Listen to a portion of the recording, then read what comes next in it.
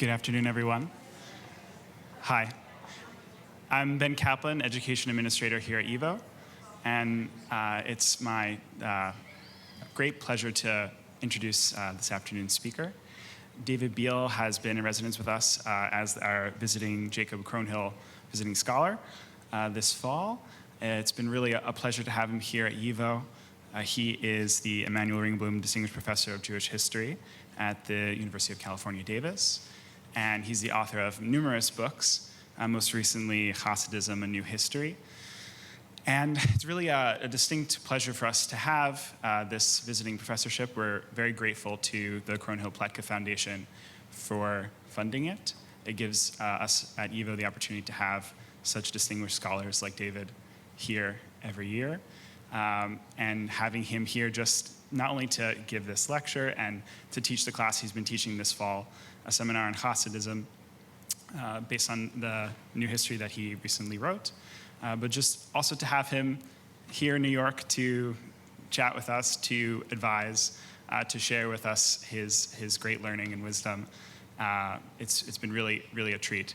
So I want to thank him for everything he's done, and thank you all for coming, and I hope you enjoy the lecture. David Biale, thanks.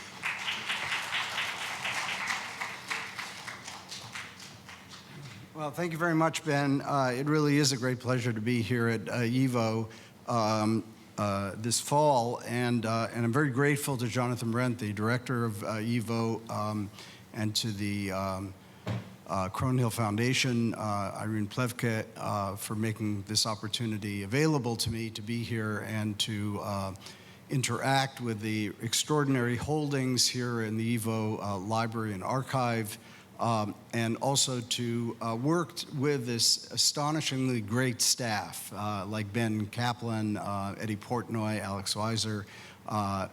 They're a real treasure and are doing a fabulous job, I think, in moving YIVO really into the 21st century. So this lecture is a part of a larger project in which I examine how Jews have imagined and reinterpreted historical heresies. The biblical figure of Korach, the rabbinical heretic Elisha ben Abuya, Jesus of Nazareth, Baruch Spinoza, and our subject today, the Afterlives of Shabbatai Zvi. Now, in his book, The Heretical Imperative, the sociologist Peter Berger argued that modernity, characterized as it is by a plurality of choices, necessarily embraces heresy, for heresy, as one of its meanings in Greek suggests, means to choose. In the modern period, we, including those who choose to follow religious tradition, are all heretics. Berger contrasts the world of tradition with modernity in the following terms, quote, for modern man, heresy is a for pre-modern man, heresy is a possibility, usually a rather remote one. For modern man, heresy typically becomes a necessity. Or again, modernity creates a new situation in which picking and choosing becomes an imperative, unquote. In this light, moderns may feel compelled to reevaluate the heretics from their historical tradition. Nevertheless, the recovery of historical heretics was rarely a simple process of inversion in which the heretic simply took the place of the orthodox.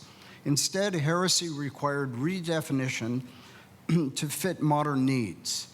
Rather than fully embracing its heretics, as Berger's argument suggests, modern Jewish culture often celebrated them, but only after reinterpreting the meaning of their heresies. This reinterpretation is part of the process by which modernity defined itself. In one of his earliest diary entries, dated just before the outbreak of World War I, the future historian of Messianic heresy, Gershom Scholem, describes a trip to the Swiss Alps. There, he engaged in a series of romantic meditations, which include a reference to Shabbatai Zvi, who, he says, astonished people by going into the marketplace in Izmir and pronouncing the four-letter name of God. Despite the popular belief that he should have been struck by lightning, nothing happened, says Sholem. Sholem uses this historical anecdote as a rather surprising way of demonstrating the deluded nature of the Jewish people. who cannot recognize the metaphysical meaning of the grandeur and beauty of the high mountains. Whatever this obscure text, and it is quite obscure, may have actually meant to him, one has the distinct feeling that Sholem is comparing himself to Shabbatai Zvi, a comparison that gained some support from a diary entry less than a year later in which he claims to be the Messiah. How and what did Sholem know about Shabbatai Zvi in 1914? He certainly might have encountered him in Heinrich Graetz's history, the history of the Jews, which, as he tells us in his memoirs, he already read in 1911. After an extensive treatment of Baruch Spinoza, Graetz turns to Shabbatai Zvi, of whose movement Spinoza seems to have been aware and who died only a year after the excommunicated philosopher. I'm quoting now from Graetz. Without dreaming of it, Spinoza possessed in the East an ally, diametrically his opposite, who worked hard for the destruction of Judaism and succeeded in throwing the whole Jewish race into a turmoil, which caused them for a long while to become the victims of a delusion. Shabbatai Zvi, who was at once Spinoza's opposite and ally, and he possessed many more admirers than the philosopher of Amsterdam, became for a space the idol of the Jewish race and has secret adherents even to this present time, unquote. It would be interesting to know whom Graetz had in mind when he refers to the secret adherents until the present time. He doesn't say. But he certainly seems to have taken Sabbatianism very seriously as a historical subject. As Sholem would claim 3/4 of a century later, Sabbatianism was not a fringe phenomenon, but rather a movement with, as Graetz puts it, many more admirers than the philosopher of Amsterdam and the idol of the Jewish race. So what I wish to argue in this lecture is that Shabbatai Zvi was in the air in many different forms in the late 19th and early 20th centuries. In the first sentence of his great essay from 1937, Redemption Through Sin, Sholem says that, I'm quoting here, "No chapter in the history of the Jewish people during the last 100 years has been as shrouded in mystery as that of the Sabbatian movement," unquote. Despite the common belief today, cultivated in part by Sholem himself, that he rescued the Sabbatian movement from obscurity and turned it into the major watershed between the Jewish Middle Ages and modernity, there was a rich historical and imaginative literature about Sabbatianism available in German, Yiddish, Hebrew, and English, when Sholem was a young man. In his biography of Shabbatai Zvi from in Hebrew 1957, English 1973, Sholem refers occasionally in passing to this literature and generally dismisses it as historically worthless, an accusation that is accurate if exaggerated. But regardless of their historical validity, these novels, biographies, and essays created a climate of interest in Sabbatianism that must have caught the young Sholem's attention and suggested certain themes for his later investigations. Now, Sabbatianism, I think, functioned as a kind of cultural code for authors working on the borders between Judaism and modernity, as a projection back into the 17th century of modern problems of Jewish identity and assimilation. The most interesting literature of the fin de siècle period was neither pro nor anti-Sabbatian. Instead, these works often involve ambiguities that point in suggestive ways to the ambivalence of their authors towards a whole host of contemporary issues: rabbinical authority, heresy, conversion, messianism, and secularism, among others. One issue that I want to address in particular is Sabbatianism as a vehicle for constructing a kind of Jewish Orientalism at a time when the Orient was exerting a particularly complex fascination on Jews. As I'll try to show, ambivalence about the Jewish Orient captured many of the other ambivalences of these writers about contemporary Jewish culture. It is in the context of this Jewish Orientalism that I also want to situate the young Sholem's fascination with Sabbatianism, a context quite different from where he is usually situated.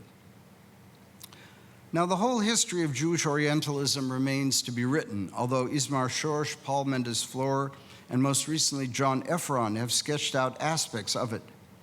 While Jewish attitudes often resembled those of other Europeans, Jewish treatments of the Orient were complicated by several factors. Jewish Orientalism, as opposed to non-Jewish, involved constructing an object which was also, in some sense, one's own self, the subject which was doing the constructing. Those who imagined a Jewish Orient were always conscious of the fact that they themselves were being imagined by non-Jews as Orientals. If the Orient became a classic site for projecting or imagining the other, as, for example, Edward Said argued, Jewish Orientalism involved a complex dialectic of projection and displacement of oneself onto an object that was never really other. When Zionism emerged as both a political and settlement movement, the question of the Orient took on great urgency. Zionist Orientalism, undoubtedly indebted to both European and Jewish Orientalism of the 19th century, developed its own peculiar dynamic, especially once European Zionists confronted real Oriental Jews, such as the Yemenites, when they came to settle in the land of Israel. Since the Zionists proposed to take the Jews out of Europe and back to the Middle East, ambivalence about becoming once again Levantine turned into a touchstone for the tension in early Zionism between Eurocentric modernism on the one hand and anti-European anti-modernism on the other, if that makes sense. Was Zionism to be a part of the Orient, or was it to be a movement of European modernity projected onto the Middle East? And more specifically, in terms of our theme, how might Zionism relate to the Sabbatian movement, as a precursor or as a cautionary tale? The role of the Orient as the birthplace of Sabbatianism and the relationship between the 17th century movement and Zionism are both evident in Joseph Kashstein's vivid biography, Shabbatai Zvi, Der Messias von Izmir, published in Germany in 1930.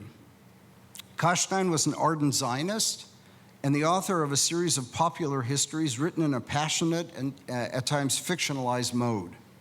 Although Sholem dismissed Kashstein's Shabbatai Zvi as little more than a novel, Kashstein's bibliography contains many of the sources in Hebrew and European languages from the time of the events. In other words, he did real historical research. According to Kashstein, the movement's attraction for Jews in the East, that is, both Eastern Europe and the Orient, had to do with Oriental irrationalism. Western Jews, on the other hand, were drawn to the movement by two contradictory impulses: a kind of rationalism connected with respect for written reports, and the enchantment of the exotic. Kashstein is describing a kind of 17th century Jewish Orientalism as the source for Western Sabbatianism. In the 20th century, the Orient still represented the exotic as it did in the 17th, but knowledge of the Orient, mediated through the written word, that is, Kashstein's own book, gives this exoticism a veneer of rational respectability. Despite the impression a passage like this might leave, Kashstein was not at all hostile to Sabbatianism. In fact, his attitude was generally quite sympathetic, since he saw Sabbatianism as a legitimate response to Jewish homelessness. Sabbatianism, especially in its Western European incarnations, he says, was essentially political. Among the political responses in the West to Sabbatianism, he includes Spinoza's famous so-called Zionist passage in his theological political treatise, published in 1670, and thus only a few years after the Sabbatian movement. According to Spinoza, Jewish sovereignty might, in fact, be restored under the proper political constellation. Now, we know that Spinoza was aware of the Sabbatian movement, but it's unclear whether he was, in fact, commenting on Sabbatianism in this famous passage. In connecting Spinoza with Sabbatianism in this positive sense, Kashstein turned Gretz's association of the two on its head. Where Gretz had seen Spinoza as the positive mirror image of Shabbatai Zvi, that is, the rationalist versus the irrationalist, Kashstein brought them together under the category of politics. For Kashstein, Spinoza understood the import of Sabbatianism politically, as an insight that deserves some comment. Following Sholem, much of the work on Sabbatianism is focused primarily on its mystical ideas and less on the overtly political side of the movement, such as the persistent use of royal titles for Shabbatai Zvi and the way the movement unfolded within the political relations between the Ottoman Jewish communities and the Turkish state. Interestingly, this fruitful direction for research was anticipated by some of the literature that Sholem dismissed, such as Kashstein's novel, which focused much more on the political than on the mystical. For a secular Jew like Kashstein, and one might add Sholem himself, Sabbatianism was a precursor of the modern revolt against rabbinic legalism. The failure of Sabbatianism was a failure of its leader for Kashstein, who was not himself transformed by this great experience. He never truly transcended the religion against which he rebelled. In a sense, Kashstein holds that Sabbatianism was not radical enough. It did not address the universal desire for redemption, quote, the fundamental fact that a whole world wished to become reconciled with its God and its own existence, unquote. This desire for redemption continued to echo weakly in movements like Hasidism and Zionism, but it succeeded in neither. Writing in 1930, Kashstein, who, as I mentioned, was a Zionist and ended up emigrating to Palestine in 1935, nevertheless declared that, quote, in Zionism, which was an attempt at a partial solution on the plane of reality, redemption met with defeat, unquote. In fact, a number of early Zionist writers, such as Shai Ish Hurwitz, drew explicit comparisons between Theodor Herzl and Shabbatai Zvi, and thus between Zionism and Sabbatianism. Herzl himself was evidently uncomfortable with such associations, although he devoted relatively little attention to his ostensible 17th century forerunner. At one point in his diary, Herzl says, quote, the difference between Shabbatai Zvi and myself is that he made himself great to be like the great ones of the world, whereas I find the great just as small as I am, unquote. This is a rather enigmatic entry given Herzl's megalomania, attested in other places in the diaries. A more decisive statement of his position on Sabbatianism, and one more relevant for our purposes, can be found in his utopian novel Alt Neuland. When his two protagonists returned to Palestine after 20 years on a desert island, they toured the now thriving Jewish utopia. At one point, their host proposed attending one of the cultural offerings of the colony.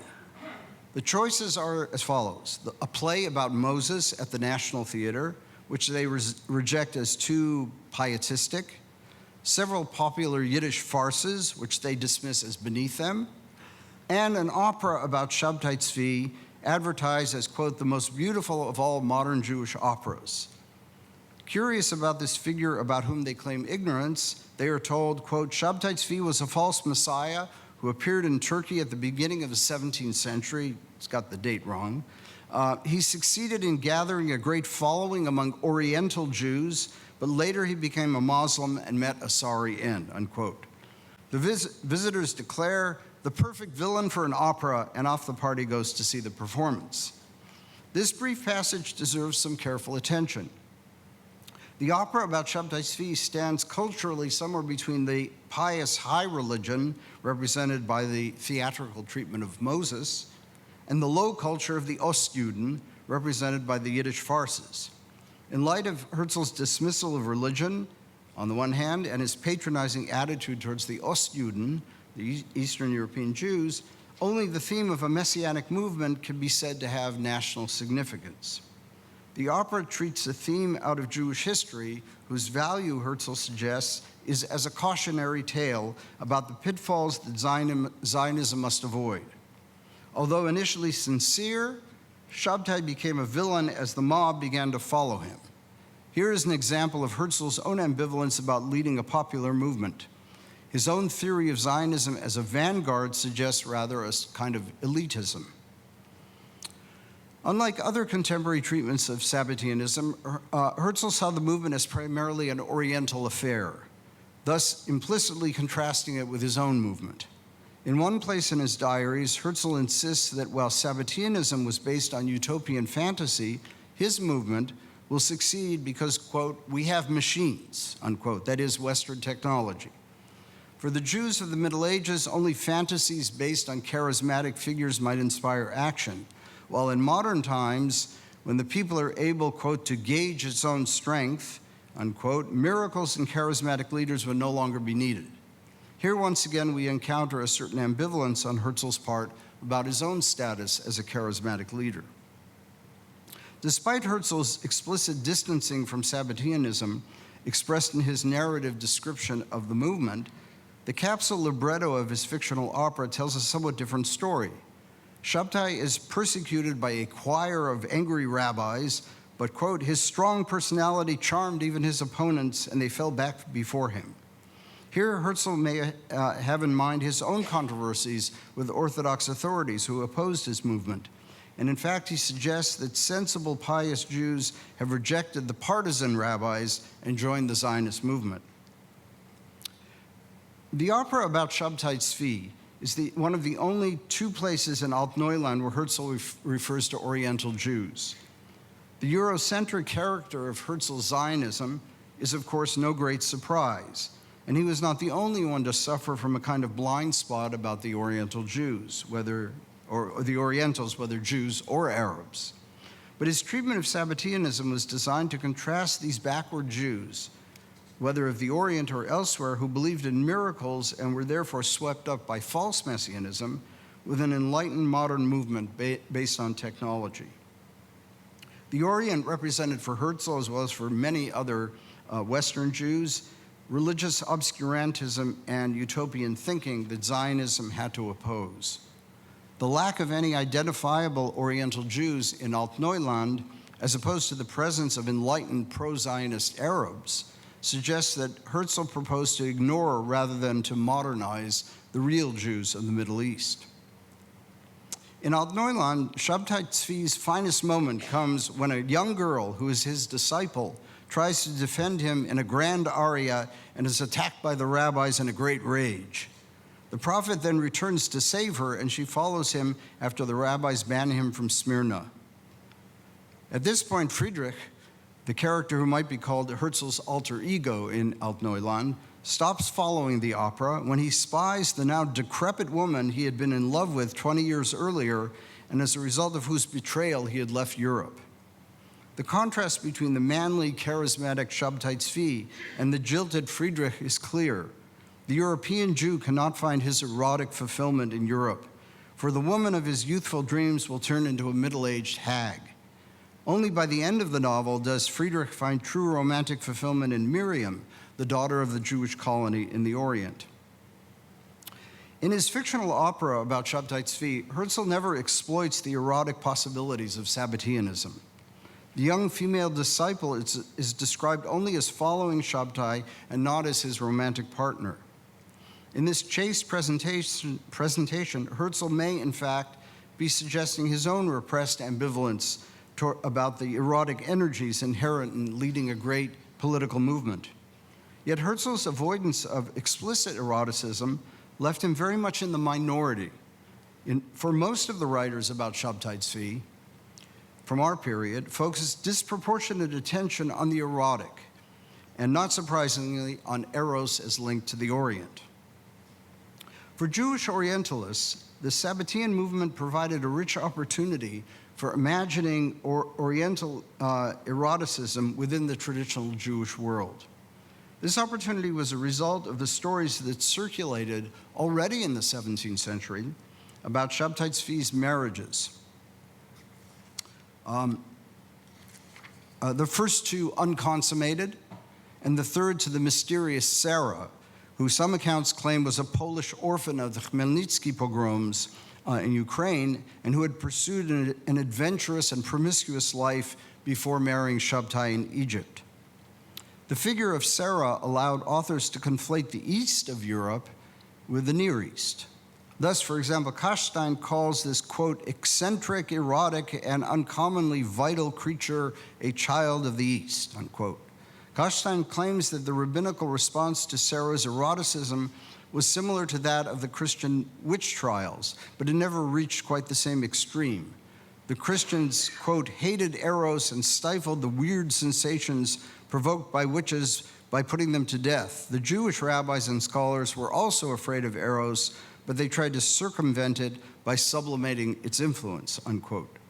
In any event, Shabbatai himself was never tempted in Kashstein's presentation, never tempted by Sarah's seductions, and he argues quite implausibly that he no more consummated this third marriage than he had the previous two. For Kashstein, the spirit of the Orient was ascetic, and Shabbatai in this account never gives in personally to the erotic. However, Sarah instigates orgies and has relations with Shabbatai's young followers. She also agitates for equality of women at Shabbatai's table and in the reading of the Torah. At her instigation and as a tactic for gaining power, Shabbatai adopted a proto-feminist position, freeing women from the curse of Eve. As a result, says Kashstein, women took an active part in the movement, quote, as sometimes happens in the case of revolutions, when feminine instinct added to the deliberations and motives of men acts as a liberating and inciting factor, unquote.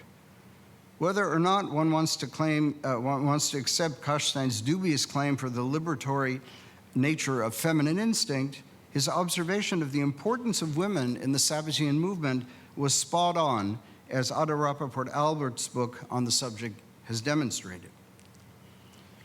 Other authors exploited the erotic possibilities of Shabbatai's marriages to the hilt. Israel Zangwill's 1898 anthology, Dreamers of the Ghetto, contains a long chapter on the, quote, Turkish Messiah, among other fictional and factual tales of marginal Jews.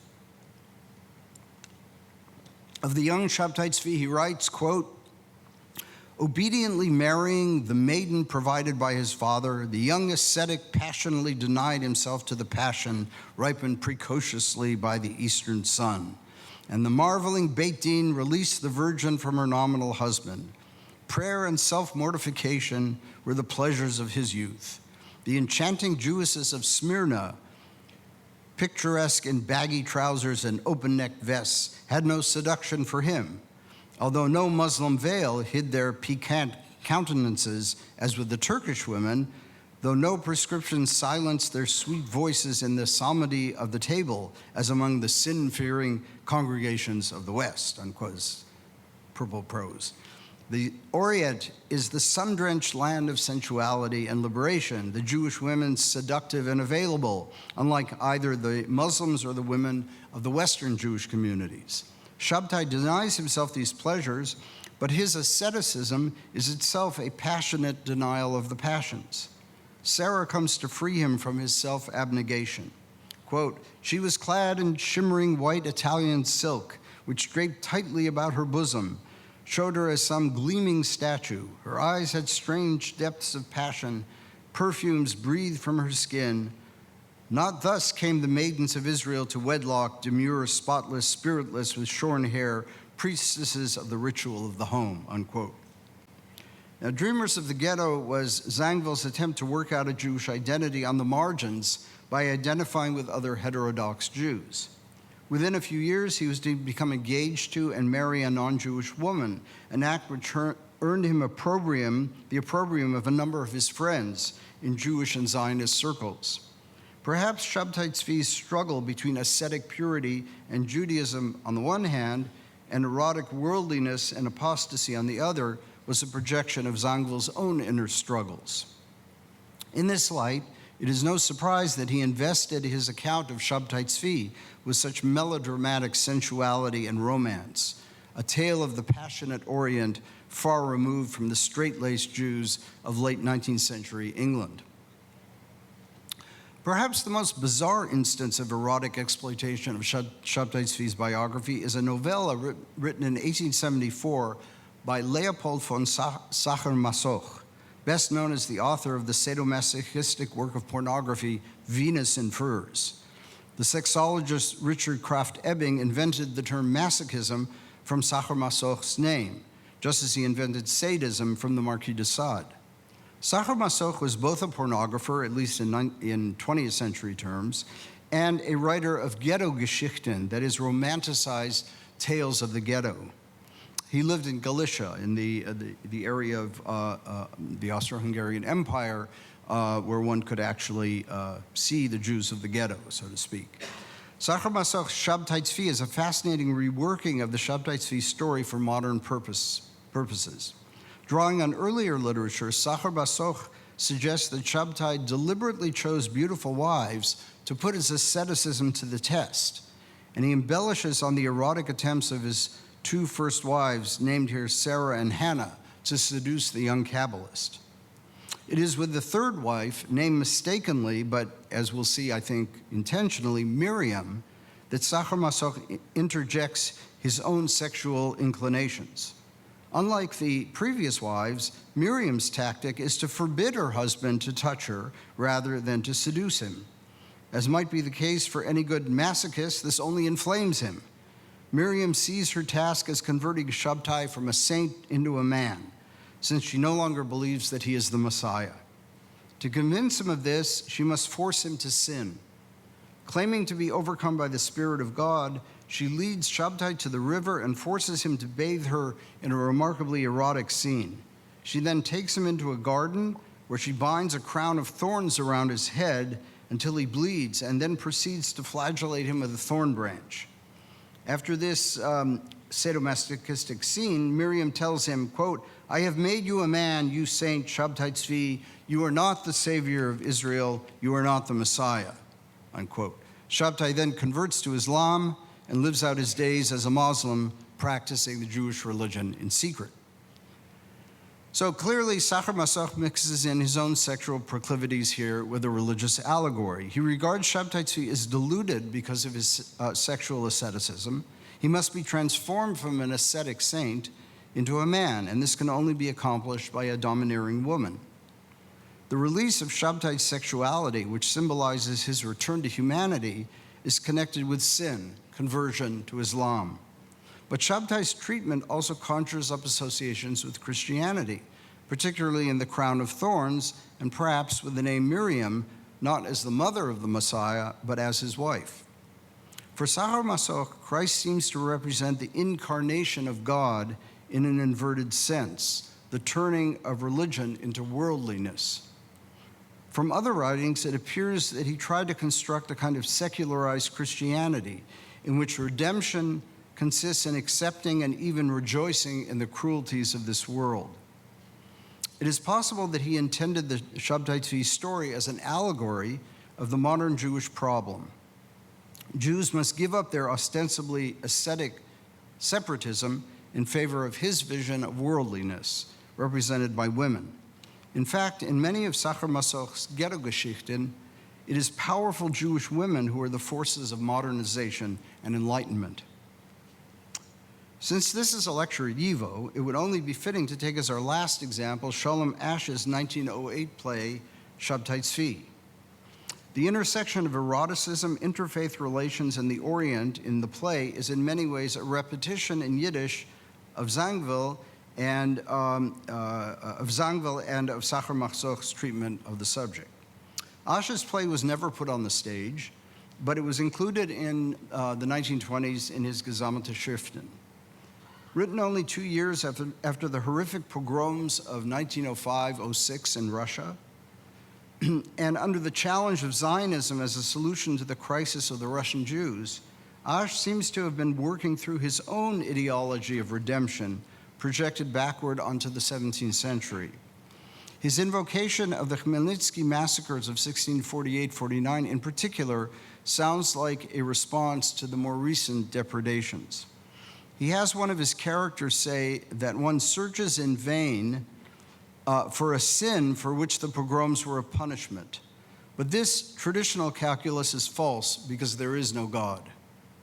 And the Sabbatian acolyte Nehemiah Cohen draws the logical conclusion from this theological black hole, quote, "You can redeem the world through mitzvah or through transgression, through purity or through sin," unquote. The first arguably represents orthodoxy, the second modern secularism.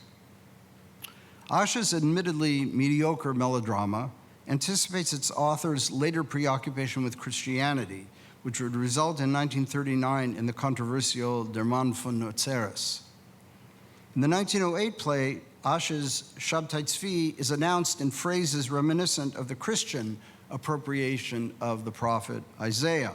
Quote, "The voice of God came to me thus, a son is born to Mordechai in the city of Izmir in the east near the sea, and I have called him Shabbatai Zvi," unquote. His comparison of Shabbatai to Jesus in the opening act is reinforced later in the play by Shabbatai's claim that, quote, "I have torn the human from my heart and have become God," unquote, and Sarah's statement that Shabbatai is a man-God, formulations that have no basis in Sabbatian theology, although they do appear in other 19th century imaginative literature about Shabbatai Zvi. For Asch, it seems, Sabbatianism was a 17th century version of Jewish Christianity, an episode in Jewish history that might perhaps make Jews more understanding of the Christian heresy. For if, as he suggests in his later novel about the life of Jesus, Judaism and Christianity differ only in whether one believes that the Messiah has already come, then the Sabbatian experience means that many Jews also once believed in a historical Messiah. As with Sachar Masoch, Shabbatai's third wife is the key figure in the play's dramatic trajectory. He correctly names her Sarah and is aware of those historical accounts according to which she was forced to convert temporarily to Christianity. In Asch's version, though, the Cossack pogromists tried to force her to eat pork, kiss the cross, and take the Eucharist, but she resisted. She refused to worship the Christian Messiah and waited instead for the Messiah who would come from the east. Shabbatai's prophet, Nathan of Gaza, discovers her in a clois, probably meaning here a Christian cloister, not a clois as it's known in Hasidism, that is, as a study hall. He then appears in a graveyard, that is, Nathan appears in a graveyard with her, where she proclaims herself Shabbatai's bride. Her role is to seduce Shabbatai away from ethereal asceticism and to worldly pleasures. Here it's like Sachar Masoch. She says to him, quote, "You are not a servant from God's heaven, but you are instead a man-God. The earth was given to man. You can be man's ruler on earth." Unquote. Shabbatai's first two rejected wives, significantly but wrongly named Leah and Rachel, refer to Sarah as the Black Queen. It is Sarah who attracts followers to the movement by her eyes, her hair, and her passion, and she does so precisely because she is human, a, quote, daughter of the earth, but also as an emissary of Satan. She is the real source of antinomianism. In one speech, she castigates the Torah as a set of prohibitions given by foreign gods and pleads with Shabbatai to choose her as a bride rather than the Torah, since Shabbatai married the Torah, if you didn't know that detail. He married the Torah under a chuppah. So she's trying to wean him away from his marriage to the Torah. And should choose her as his bride rather than the Torah, since she represents a Nietzschean mixture of, quote, sin, death, repentance, resurrection, anger and reconciliation, loneliness and companionship, desire and negation, unquote. She says, quote, I have taken away the commandments for you, given you over to transgression. Satan stands ready to serve you, unquote. Sarah is depicted as Oriental, promising Shabbatai a paradise made of Middle Eastern imagery, drawn in part from the language of the Song of Songs. In the end, Shabbatai has been irrevocably contaminated by Sarah's sensuality, and he surrenders to his humanity by converting to Islam. The scene of his apostasy ends with the Sultan promising him his most beautiful slave girls as wives, and so the Orient triumphs. Like Zangwill, Asch ends his play in ambiguity. Where does he really stand on the choice between the Torah and Sarah as the Messiah's bride? Can Jewish messianism sustain the idea of a man-God without collapsing either into antinomian sensuality or ascetic spirituality? The play gives no definitive answers, but it certainly suggests how perilous the course is for those Jews who reject the strictures of the law for a more worldly modern existence, represented here as elsewhere by the sensuous Orient. If indeed sensuality is a sign of modernity, then the Orient here is pressed into an unexpected role as the site of modern virtues. But Shabbatai Zvi's failure suggests that redemption will not come out of the East, nor out of the world of tradition. Sabbatianism represented the furthest one could go with traditional messianism. Modern secularism would have to take over where religion ended. Let us now return to where we began, with Gershom Scholem. As we have seen, Sabbatianism was anything but a forgotten chapter in Jewish history when he made it the subject of his research. Is any of this literature relevant to understanding Sholem's oeuvre? The answer to this question is related directly to our discovery of Jewish Orientalism as a central motif in modern treatments of Shabbatai Zvi. As his youthful diaries and letters suggest, Scholem was obsessed with longings for the Orient. Part of this longing came from Martin Buber's famous essay, Judaism and the Orient, which exercised a powerful early influence on the young Scholem. But it also stemmed from his disillusionment with Germany, fed in part by his revulsion at German war fever. As he wrote in his diary in 1915, "It is clear that I would like to be away from here," that is, away from Germany, "but would I not like just as much to go to Arabia, Persia, or China, the Orient? I have in me a great love for the Orient and believe that Eretz Yisrael can only enjoy its resurrection in conjunction with the rest of the Orient. But I also believe that while I wish to journey to the Orient, I wish to live in Eretz Yisrael, and this is the difference." If we can draw conclusions from this passage, Sholem's early relation to the Orient was marked by ambivalence. The Orient would be the site for Zionism to establish itself outside of Europe, but Eretz Yisrael would nevertheless be different. How, we might ask, did this difference play itself out in his historiography, especially in his work on Sabbatianism? On the face of it, the more obvious hallmarks of Orientalism that we've discussed in the fiction and popular histories about Sabbatianism are absent from Sholem's work. To take one example, he devoted relatively little attention to the erotic side of Shabbatai Zvi's biography, especially by contrast to the more popular writers.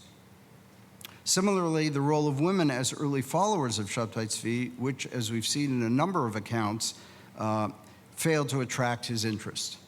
The Sabbatian movement remained for him largely a male affair.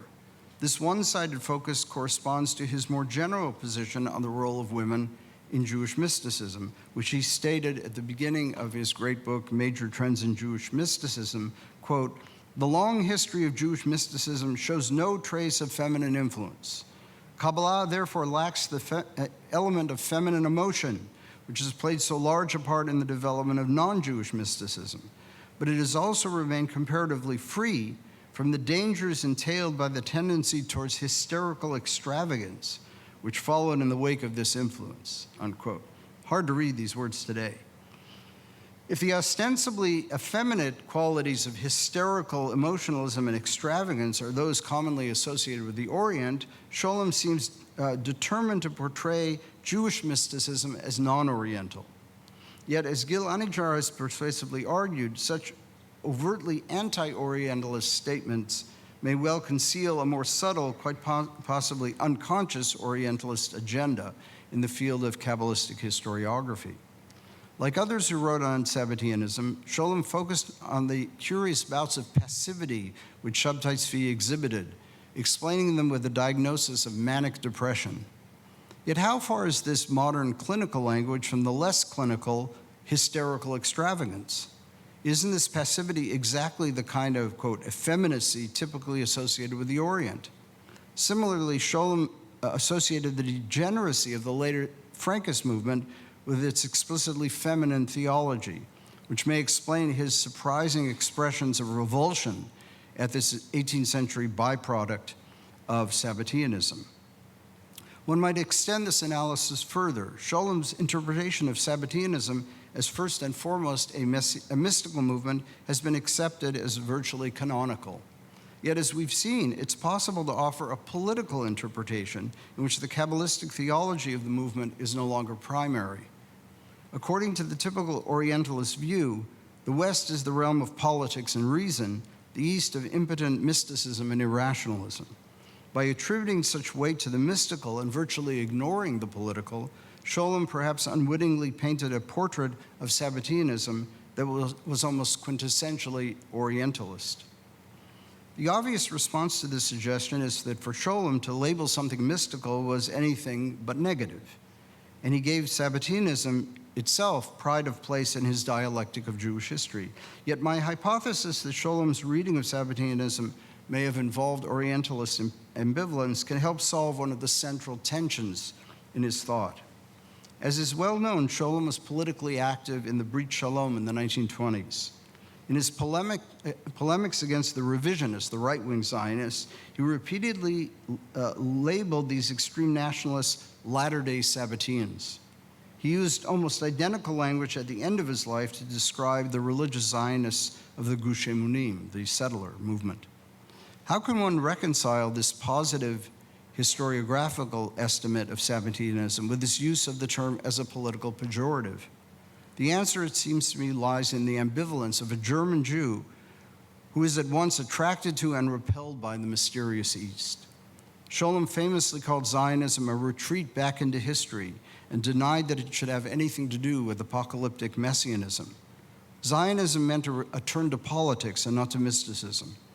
In this respect, for Scholem, Zionism was quintessentially a Western movement of political rationality and pragmatism, a male movement, if one wishes, as opposed to the female extravagance of the East.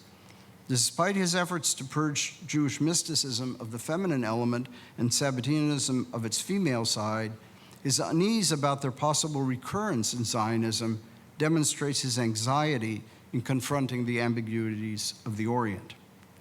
In this respect, despite the sophistication and erudition of his research on Sabbatianism, Scholem remained in the same Orientalist universe of discourse as the many popular works on Shabbatai Zvi that proliferated early in the century. The Messianic movement out of the East became the site for projection of the struggles and anxieties of a generation living between tradition and modernity. Thank you.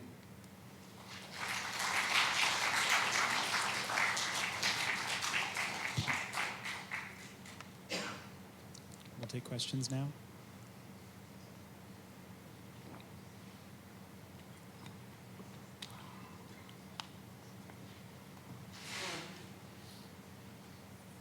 Thank you so much. That was wonderful and enlightening. I'm speaking. Yes, hello? Hello? Yes. Okay, thank you. Okay, that's better. I'm wondering,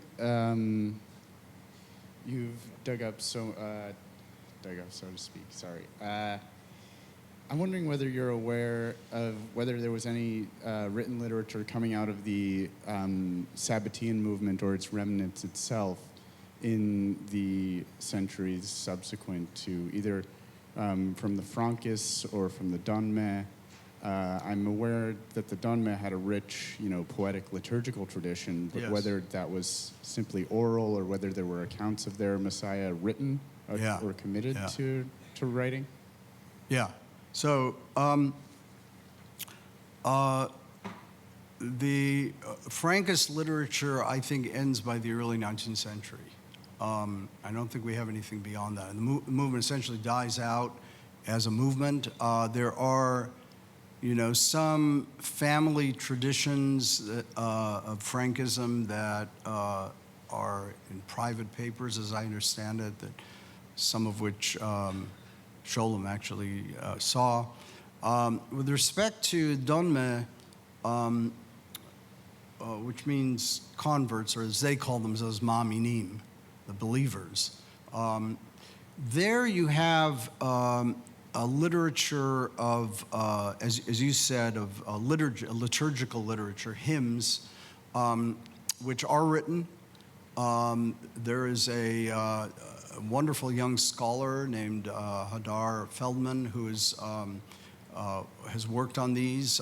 They were not accessible to somebody like Sholem because you need, it's a weird mixture of Ottoman, Turkish, Ladino, Hebrew, and its own thing, because this was a kind of a subterranean movement. And she's worked on these, and it's It's very interesting. And then what happens is, in the 19th century, the Donme become pretty assimilated in Ottoman Turkey, but she's actually proposed to do a study of some of their journalistic writings, because she thinks that you can actually trace an ongoing identity there.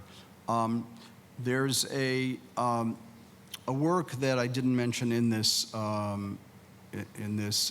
paper by a journalist who traveled in the early 1920s in North Africa and the Near East, and he reports on going into a Donme synagogue, mosque, I guess you'd call it, I guess mosque would be the better word, I can't remember where, if this is in Istanbul, I think it's in Istanbul, I don't remember exactly, but, and that's really interesting because it means that we have evidence into the 1920s anyway of the continued existence of the Donme. Today, they have utterly disappeared. Although there are people who still believe that they're there, that they're still operating in secret. I was once at a conference on Sabbatianism where one of the speakers, who actually was not known to the organizers, but they thought he was a reputable scholar, but it turns out he wasn't. He gave a talk about how he was taken, in a secret kind of journey to meet the Donme, and they had to blindfold him. And as he was giving this talk, somebody in the audience starts yelling at him, "Don't tell, don't tell." So, I mean, it sort of supported his argument, but nobody knows. It's like this kind of, there's also somebody tried to make a documentary film about the Donme in present-day Turkey, and once again, it was like you were going down the rabbit holes. You couldn't really find anything. So I don't think there's any written literature, certainly in the 20th century, and even what's there in the 19th is, I think, largely secularized versions of their.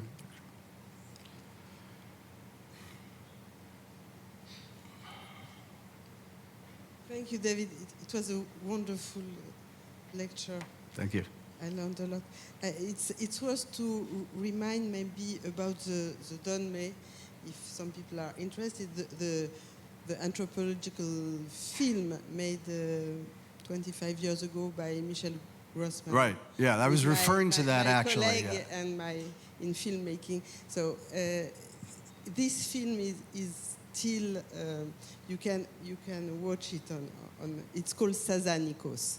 That means the little carp that swims between the waters. The little fish that swims between the waters, between two waters. So the film is, I think, very interesting to understand how the last generation of people who know their roots as Donme are perceiving themselves.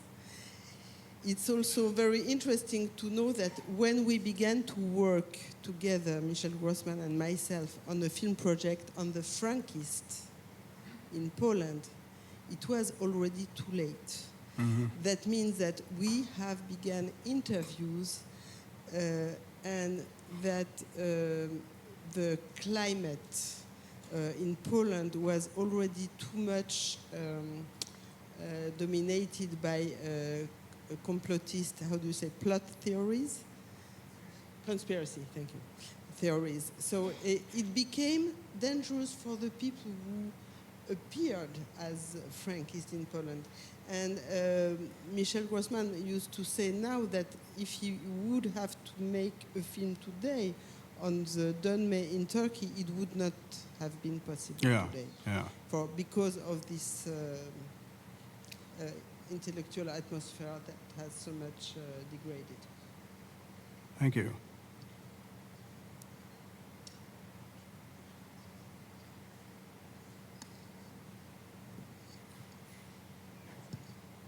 Hi, thanks. That was great. I was very struck by the last few things you were saying about Sholem's insights about Western Zionism as Western and sort of eroticism and Eastern, which seemed like a theme. I've noticed those are both very significant rallying tendencies nowadays in terms of trying to mobilize different kinds of organization and action. I'm wondering what you think are lessons that can be learned from the study and from the mythos around the story about effective rallying of movements nowadays, in light of concerns and the power of nationalism on one hand and eroticism on the other hand. So I want to try to make sure I understand the question. What one can learn about for the present day from the study of Sabbatianism? Yeah, about effective versus, because I think a lot of the, let's say, the where people would read Sholem was cautionary example. This is why you don't have a messianic thing. Right. And I'm wondering if there's other lessons you feel there are to learn about effective social change and movements and what works and what doesn't. Yeah. Well, I'm not sure. I mean, I don't. As Sholem himself said, you know, I'm a historian, not a prophet, so I can't really. But I think that, and certainly the context in which Sabbatianism took place is so remote from our present reality. You know, that I mean, there are no longer these empires like the Ottoman Empire.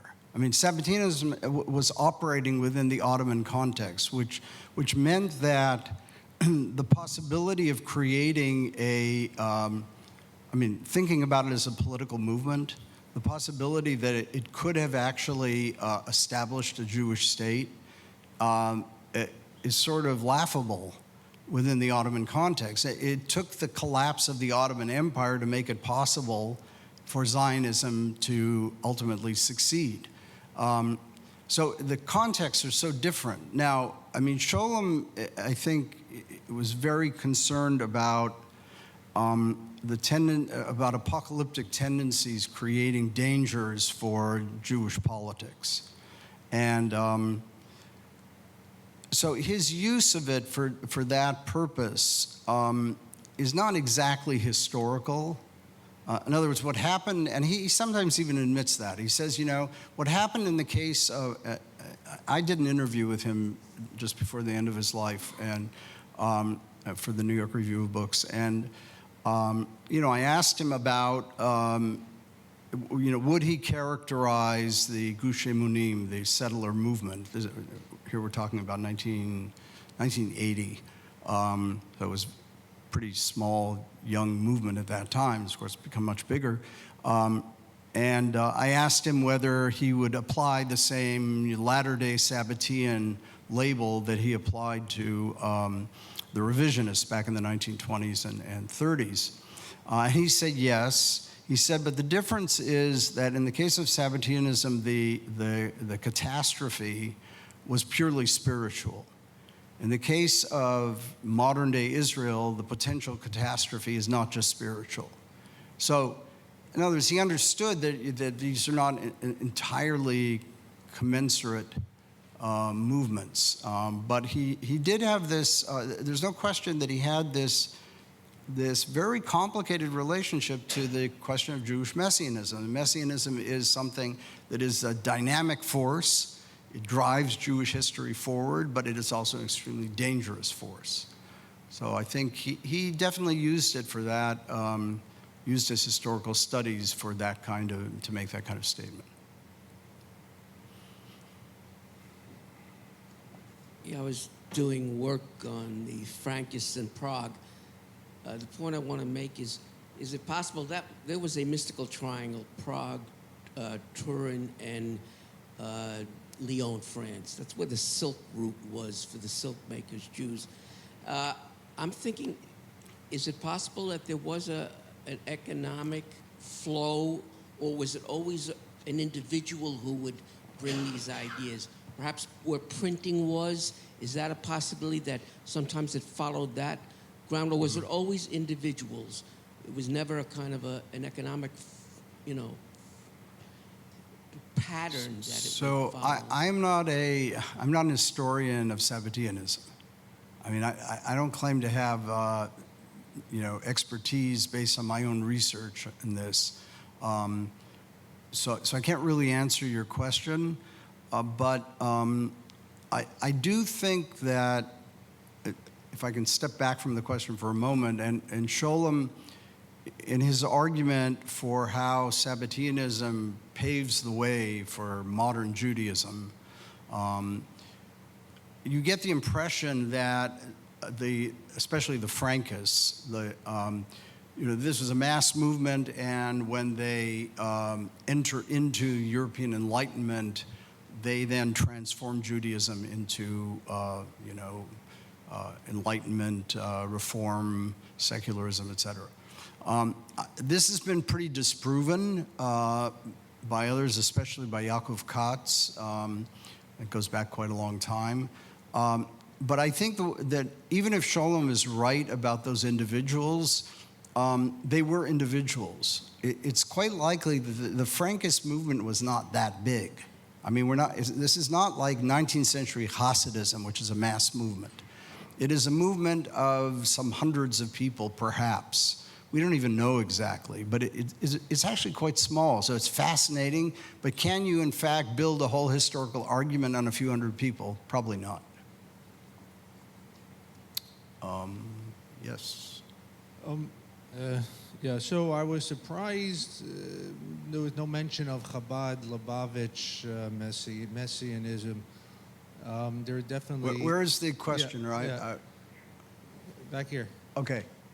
Back here. Okay, thank you. Yeah, so, it's hard to see here. A wonderful speech, and I read that your biography, the biography on Sholem, the recent one, was very good. That came out lately. I was surprised you didn't mention anything about Lubavitch and Chabad, because they, 24 years after the Rebbe's death, there's still large segments. I grew up in Chabad. Mm-hmm. So large segments of the community still believe he's alive. It's a very complicated process. Also, the way the Rebbe dealt, with women was very unusual for a Hasidic leader. Yeah. Speaking to women, hundreds of women. No other Rebbe ever did that. You know what I'm referring to. Right. So how does that, how did that fit in? Well, it doesn't fit in. That is, all that's very interesting, and we treat it in our book, Hasidism and New History, in quite a bit of detail. But doesn't fit in because my subject specifically was the Afterlives of Shabbatai Zvi. Now, I have not studied the Rebbe to see whether he ever alludes to Shabbatai Zvi. I would be very surprised if he does. The sources of Chabad Messianism are completely different from what I was discussing here. They are Chabad traditions that go back at least to probably the fifth Rebbe, Sholem Dovber Schneerson, certainly to the sixth. So these are specific traditions. In this respect, Chabad is different from other Hasidic groups, which typically do not have the same kind of messianic dimension. You're quite right about the status of women, and in the case of the Rebbe, the giving women this role was actually a part of the messianic sort of playbook. So all that's true. It's not my subject here, but I'd be happy to discuss it with you in a context of a different lecture.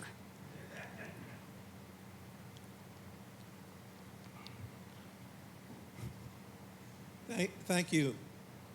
Really interesting talk. Is it working? Yeah? Okay. We can hear you, yeah. Okay, you hear me, good. Okay, I was just curious. I know you talked, at the end you talked about Sholem's view of the Frankists, and I was wondering if there's any parallel kind of Western literature talking about Frankists, or were they like too close because they were European rather than Oriental, but in some ways they led to a more political path towards the end of Frankism. Yeah. So I was wondering I'm not aware I'm not aware of any of this imaginative sort of literature of the kind that I discussed that discusses Frankism. It's alluded to occasionally. I mean, it's not clear to me why that is. I mean, the Frankist story is an amazing story. And actually, I mean, Sholem in some ways tries to, pour cold water on it by, if you go back to that essay in 1937, Redemption Through Sin, when he gets to Frankism, he just, abandons the objective tone that he's taken for, 25 pages before, and he heaps opprobrium on Jacob Frank as, a tyrant and demonic figure, et cetera, et cetera. And it's only recently, actually, that we're beginning to be aware of the fact that he needs to be treated much more seriously. And there's a fantastic Polish, Jewish, Israeli, American historian named Pavel Maciejko, who's now at Johns Hopkins, who wrote a spectacular biography of Jacob Frank.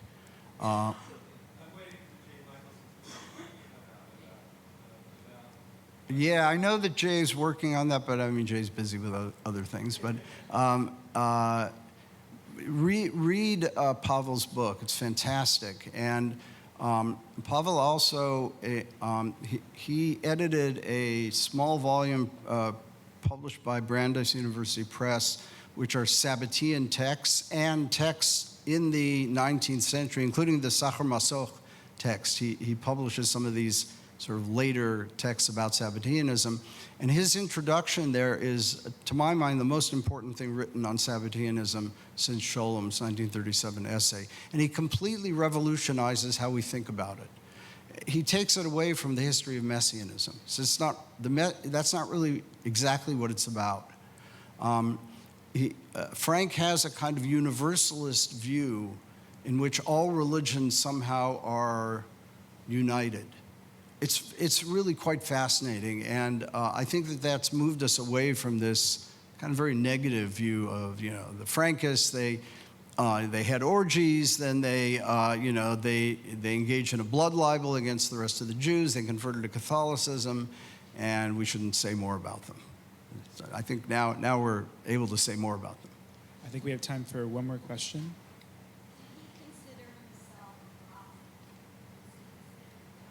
Are you talking about Shabbatai Zvi? Yes.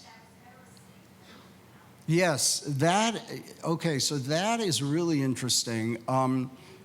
Did he see himself as a prophet? I'm not sure how he saw himself, but certainly there were some among his followers, including Nathan of Gaza, who definitely, take on a prophetic aura. And interestingly enough, a lot of women. So there were a lot of women who prophesied the coming of Shabbatai Zvi. They would go into synagogues and prophesy, and there would be a big commotion, and they would be... And